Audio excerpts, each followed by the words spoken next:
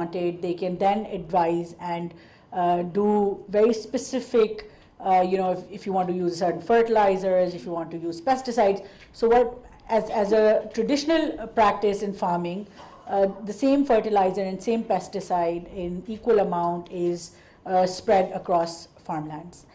However, with this precision technology, it becomes very specific. Not every tree, not every plant would require the same level of input that the traditional farming usually does.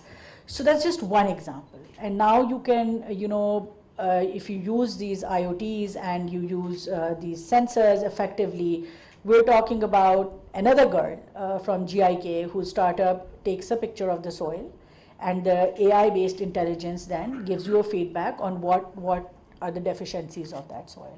So that's the kind of extent to which technology has gone.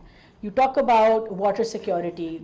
A couple of weeks back, I was in Karachi, and another startup has come up with these water sensors. Now, you could put them in the industry, you could use them for domestic use, and they allow you to effectively, efficiently use water without wasting. It can, these sensors, different IoT solutions can look into the quality of water that is being made available. So if we start using these technologies, overall, I think whether it's, if you talk about water, it then also cuts across industries, industrial wastewater. How do we manage that? How do we make, for example, seawater more useful? How do we ensure clean drinking water? How do we ensure industrial water? How do we maintain water tables for agriculture? There's a list of things that we can talk about, and it goes all the way up to the glacial issues that Pakistan is facing.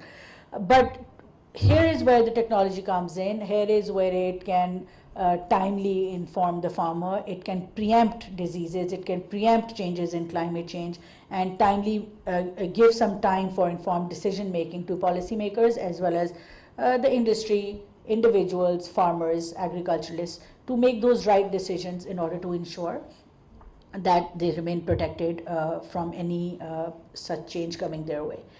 And lastly, I would say that this is more about prevention and making efficient use of resources, but also technology comes in where it helps us increase the yield as well.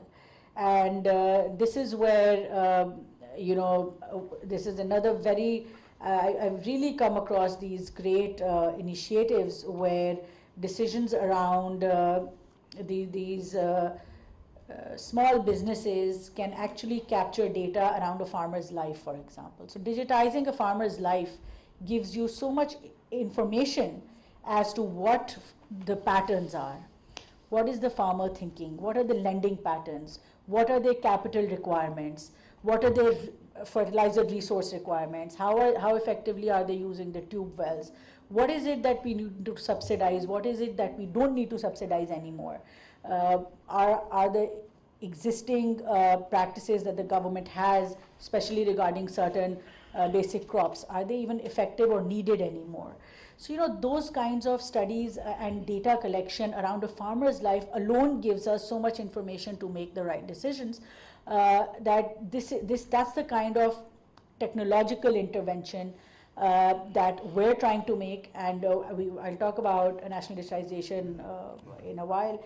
But these are the kind of interventions that technology is making and helping us as policymakers, private sector and individuals to make the right decisions, to get data, to have evidence-based information available to us.